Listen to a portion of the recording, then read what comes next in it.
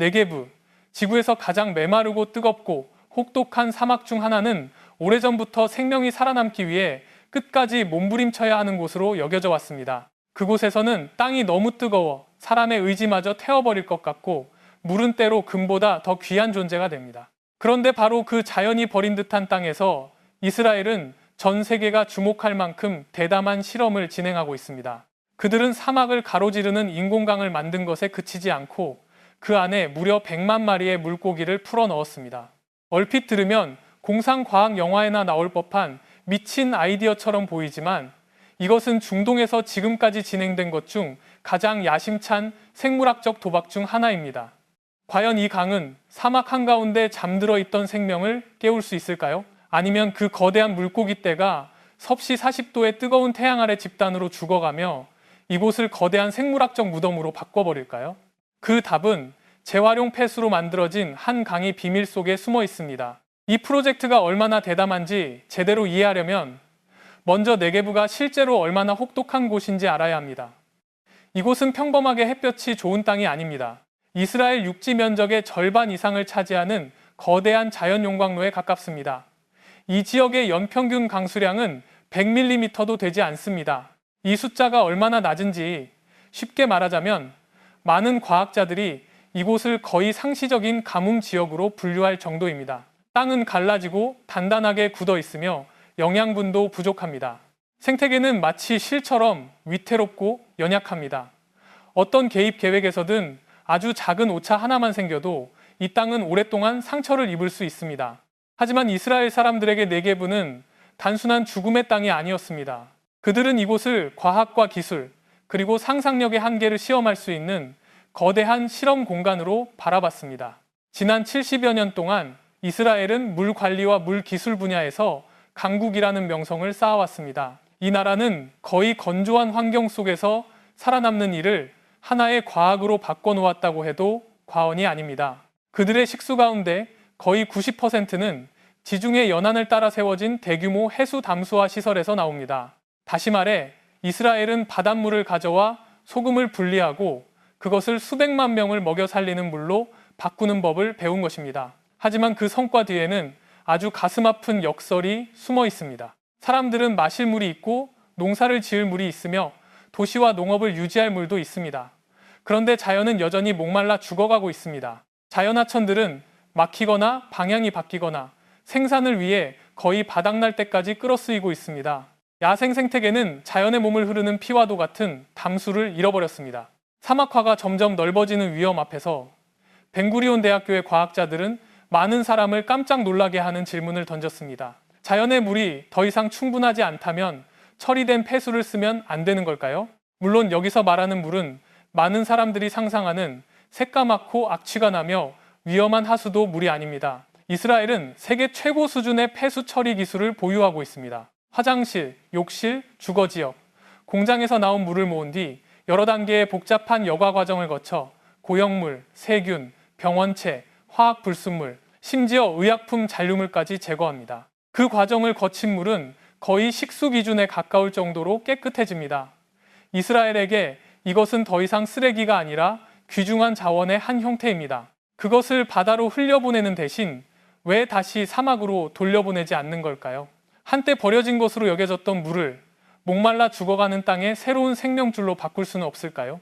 이 아이디어는 생태 유량 복원이라고 불립니다.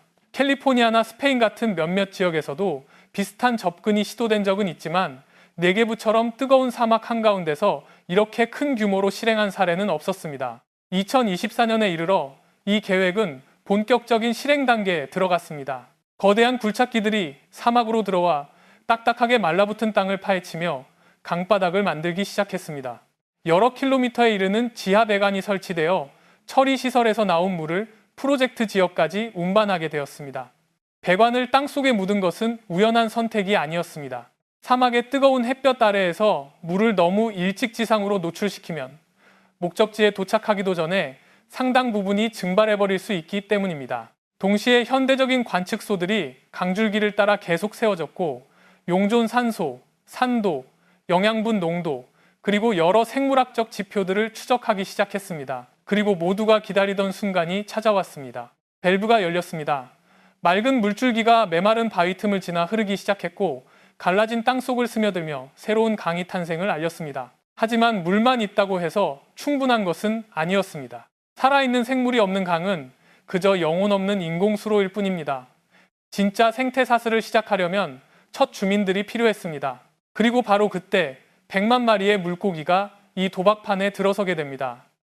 물이 사막 한가운데 모습을 드러냈을 때 과학자들은 자신들이 아직 프로젝트의 껍데기만 완성했다는 사실을 알고 있었습니다. 물이 있는 수로가 곧바로 생태계가 되는 것은 아닙니다. 그 강이 생명력을 가지려면 자연의 첫 번째 과정을 움직일 수 있는 생물들이 들어와야 했습니다. 그래서 100만 마리의 물고기를 풀어넣기로 한 결정은 과시적인 행동이 아니라 계산된 생태 전략이었습니다.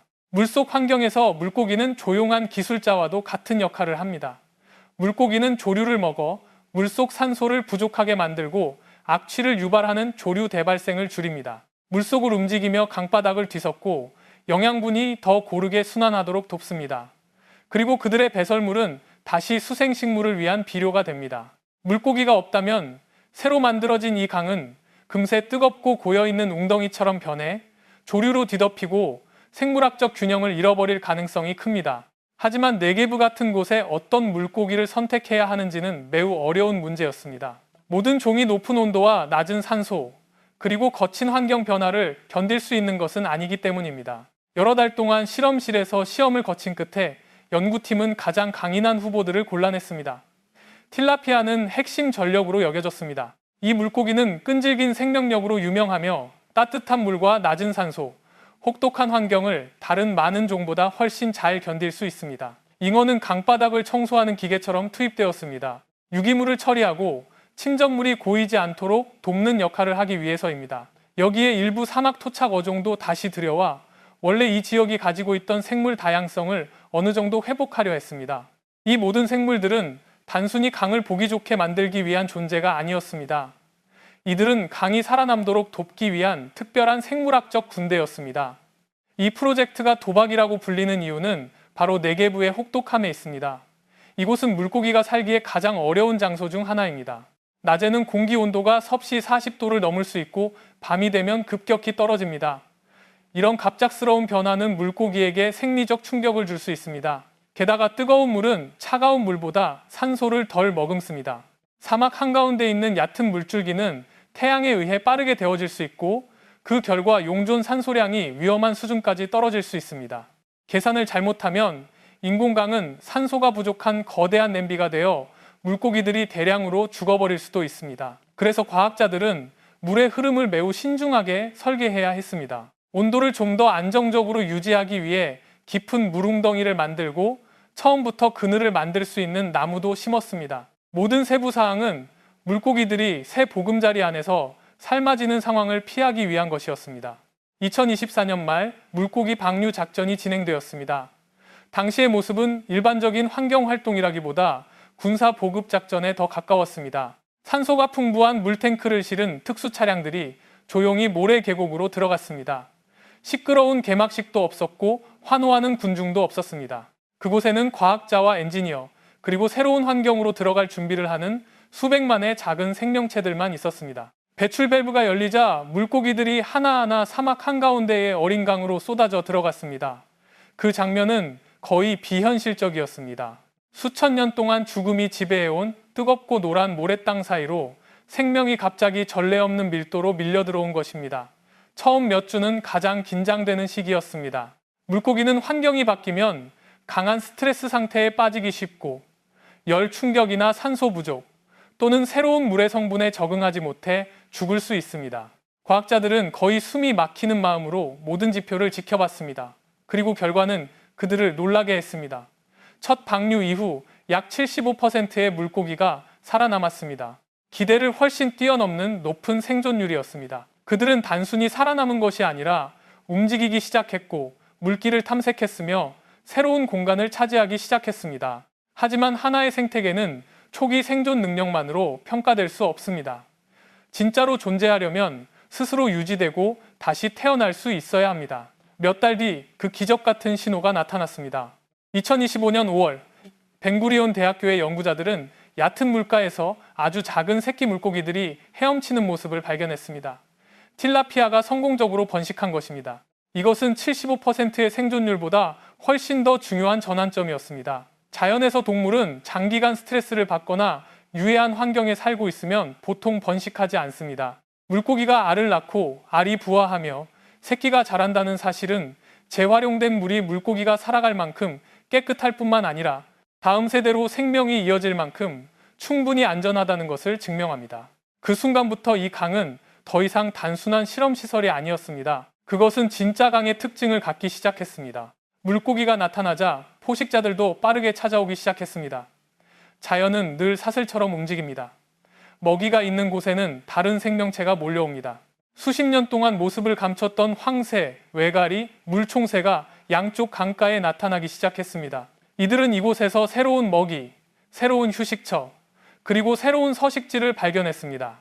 특히 흥미로운 점은 이스라엘이 세계에서 가장 중요한 조류 이동 경로 중 하나인 대지구대 지역에 위치해 있다는 것입니다. 매년 약 5억 마리의 철새가 유럽과 아프리카 사이를 오가는 여정에서 이 지역을 지나갑니다. 과거의 네게브 사막은 물이 거의 없고 뜨거운 열기가 지친 날개들의 힘을 빼앗는 혹독한 구간이었습니다. 하지만 이 인공강은 죽음의 길 한 부분을 생태적 휴식처로 바꾸었습니다. 이 강은 이스라엘만을 위한 것이 아니라 대륙을 가로지르는 이동 흐름 전체를 도울 수도 있습니다.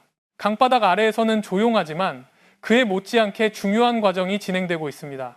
바로 새로운 토양의 형성입니다. 네게브 사막은 원래 주로 모래, 부서진 돌, 그리고 영양분이 부족한 무기물로 이루어져 있습니다. 이런 성분들은 물을 잘 붙잡지 못하고 식물 뿌리를 키우기 어렵게 만들며 생태계가 자라날 조건을 거의 제공하지 않습니다. 하지만 물고기가 등장하면서 그들은 환경에 유기물을 보태기 시작했습니다. 물고기의 배설물, 조류의 잔해, 썩은 잎과 식물 조각들이 천천히 바닥에 가라앉으며 영양분이 풍부한 진흙층을 만듭니다. 농업에서 이런 물질은 검은 금과도 같은 가치를 가집니다. 물이 양쪽 강둑으로 스며들 때 유기물도 함께 마른 모래층 속으로 들어갑니다. 한때 흩어져 있던 모래알들은 점점 서로 달라붙기 시작하고 수분을 더 잘 머금게 되며 식물 뿌리가 붙잡을 수 있는 바탕을 만듭니다. 이것이 바로 토양 형성 과정입니다. 자연에서는 보통 아주 오랜 시간이 필요한 과정입니다. 하지만 이곳에서는 물, 물고기, 미생물, 그리고 식물의 결합으로 그 과정이 촉진되고 있습니다. 토양이 변하기 시작하자 식물도 자랄 기회를 얻었습니다. 풀, 염분에 강한 관목, 그리고 토착 식물들이 강 양쪽에 자라나며 점점 더 뚜렷한 녹색띠를 만들어갔습니다. 새들은 이 과정에서 중요한 역할을 합니다. 새들은 배설물을 통해 다른 곳의 씨앗을 이곳으로 가져오고 동시에 땅에 영양분을 더합니다. 그 뒤 나무와 식물들은 뿌리로 강둑을 단단히 붙잡아 침식을 줄이고 지표면을 식힙니다. 위성에서 내려다보면 메마른 노란 사막을 가로지르는 선명한 녹색띠가 보입니다. 이 변화는 단순히 보기 좋은 장면이 아니라 새로운 미기후를 만들어냅니다. 물이 증발하면서 공기를 식힙니다. 나무는 그늘을 만듭니다. 땅은 수분을 더 오래 붙잡습니다. 바람은 먼지를 덜 휘날립니다. 근처에 사는 사람들은 차이를 느끼기 시작했습니다. 공기가 덜 건조해졌고 모래 폭풍은 줄었으며 강가의 온도는 주변 사막보다 몇 도 더 낮아졌습니다. 재활용된 폐수 한 줄기에서 이스라엘은 거대한 자연 냉각 시스템과도 같은 것을 만들어낸 것입니다. 그렇다고 해서 모든 일이 단순한 것은 아닙니다. 인공 생태계는 겉으로 보이는 것보다 늘 더 연약합니다. 물고기가 너무 강하게 번식하면 개체군 밀도가 강이 감당할 수 있는 한계를 넘어설 수 있습니다. 그렇게 되면 산소는 빠르게 소비되고 배설물은 늘어나며 물고기 대량 폐사의 위험이 생길 수 있습니다. 그런 재앙이 벌어진다면 되살아난 강은 사막 한가운데의 썩은 사체 더미로 변할 수도 있습니다. 이를 피하기 위해 이스라엘은 강을 따라 촘촘한 사물 인터넷 센서 시스템을 설치했습니다. 자동 관측소들은 용존 산소, 온도, 암모니아, 그리고 여러 지표들을 밤낮 없이 계속 측정합니다. 데이터는 제어센터로 전송되고 그곳에서 인공지능 알고리즘이 이상 신호를 찾아냅니다. 산소가 낮아지면 산소 공급 장치가 자동으로 작동합니다. 물 흐름이 약해지면 펌프 출력이 올라갑니다. 온도가 기준치를 넘으면 경보 시스템이 켜집니다. 이것은 기술로 관리되는 생태계의 한 형태입니다. 자연과 인공지능이 함께 생명이 끊어지지 않도록 지탱하는 공간인 셈입니다. 이 프로젝트의 의미는 이스라엘 영토 안의 한 강을 훨씬 넘어섭니다. 중동에서 물은 오래전부터 긴장, 분쟁, 불안의 근원이었습니다. 하지만 네게브의 인공강은 다른 방향을 보여줍니다. 남은 물을 서로 빼앗기보다 각 나라가 한때 쓰레기로 여겼던 것에서 새로운 물을 만들어내는 법을 배울 수 있다는 것입니다. 모로코, 요르단, 아랍에미리트, 심지어 사우디아라비아의 대표단들도 이 모델을 관찰하러 왔습니다. 그들은 단순한 호기심 때문에 온 것이 아닙니다. 그들의 나라 역시 가뭄, 사막화, 물 부족 압박에 직면해 있기 때문입니다. 한 나라가 폐수를 사막 속 강으로 바꿀 수 있다면 다른 나라들도 따라 배울 수 있습니다. 그래서 이 프로젝트는 단순한 생태 이야기가 아니라 지정학적 메시지이기도 합니다. 기후변화 앞에서는 협력이 경쟁보다 더 중요할 수 있다는 메시지입니다. 캘리포니아와 애리조나의 물관리 전문가들도 이를 면밀히 지켜보고 있습니다. 네게브에서 얻은 교훈이 콜로라도강처럼 점점 약해지는 유역에 도움이 될 수 있기 때문입니다. 한편 과학자들은 이미 다음 단계를 생각하기 시작했습니다. 물고기 다음으로 그들은 개구리와 청개구리 같은 양서류를 생태계에 추가하려고 합니다. 이것은 훨씬 더 위험한 단계입니다. 양서류는 오염과 환경 변화에 매우 민감한 생물군입니다. 피부가 물을 직접 흡수하기 때문에 아주 적은 양의 독성 화학 물질이나 비정상적인 온도 변화만 있어도 빠르게 죽을 수 있습니다. 틸라피아는 어려운 환경을 견딜 수 있지만 개구리는 그렇게 쉽게 타협하지 않습니다. 만약 개구리가 이 강에서 살고 번식하고 성장할 수 있다면 그것은 생태계가 더 높은 안정 단계에 도달했다는 강력한 증거가 될 것입니다. 다시 말해 물고기는 첫 번째 시험이고 양서류는 훨씬 더 혹독한 시험이 되는 것입니다. 점차 이 강은 더 이상 폐쇄적인 연구시설에만 머물지 않게 되었습니다. 이제 지역사회의 삶 속으로 들어가기 시작했습니다. 산책로가 계획되고 있습니다. 학생들은 책으로만 배우는 대신 생태계가 어떻게 형성되는지 직접 관찰하러 이곳에 올 수 있습니다. 관광객들도 네게브를 찾아오기 시작했습니다. 뜨거운 모래땅 한가운데 흐르는 푸른 강이라는 이상한 장면을 보기 위해서입니다. 지역 주민들에게 이 강이 주는 정신적 영향도 매우 큽니다. 평생 먼지, 돌, 건조함에 익숙했던 사람들은 이제 물 흐르는 소리를 듣고 새가 나는 모습을 보고 물고기가 헤엄치며 식물이 하루하루 자라나는 모습을 볼 수 있습니다. 그것은 아주 강한 희망의 감각을 줍니다. 사람들로 하여금 사막을 다르게 바라보게 만듭니다. 사막이 반드시 생명의 끝일 필요는 없습니다. 때로는 인간이 충분히 용기를 낼 때 그 위에 새로운 녹색을 그려 넣을 수 있는 빈 종이일 수도 있습니다. 도시 폐수에서 시작해 첨단 여과 시스템을 지나 메마른 사막 한가운데로 흘러들어가 100만 마리의 물고기가 머무는 곳이 된 이 여정은 거의 믿기 어려울 정도입니다. 하지만 바로 그 점이 네게브 프로젝트를 특별하게 만듭니다. 이것은 단순한 기술 공사가 아니라 인간의 재생 능력에 대한 선언입니다. 과거의 인류는 자주 자연을 파괴하는 존재로 여겨졌습니다. 우리는 강을 마르게 했고 땅을 황폐하게 만들었으며 바다를 오염시켰고 많은 생태계를 붕괴 직전까지 밀어붙였습니다. 하지만 이 이야기는 인간이 그 반대의 역할도 할 수 있다는 것을 보여줍니다. 과학과 기술, 그리고 결단력이 있다면 우리는 잃어버린 것을 다시 세우거나 적어도 생명이 돌아올 기회를 마련할 수 있습니다. 하지만 이런 희망에는 여전히 큰 질문이 따라옵니다. 이런 인공 생태계가 장기적으로 스스로 버틸 수 있을까요? 아니면 펌프와 센서, 인공지능, 그리고 인간의 조종하는 손에 계속 의존해야만 할까요? 자연에 깊이 개입하는 것이 기후위기 시대에 필요한 해결책일까요? 아니면 우리가 아직 다 알지 못하는 새로운 위험일까요? 답은 바로 나오지 않을 것입니다. 그것은 시간에 의해, 앞으로 찾아올 건기들에 의해 물고기와 새, 풀과 나무, 그리고 곧 이 강에 풀어질 양서류들의 생존에 의해 쓰이게 될 것입니다. 그렇다면 여러분은 이 프로젝트를 어떻게 보시나요? 전 세계로 확산해야 할 천재적인 생태 발명일까요? 아니면 자연의 질서에 너무 깊고 위험하게 개입하는 일일까요? 여러분의 생각을 아래 댓글에 남겨주세요.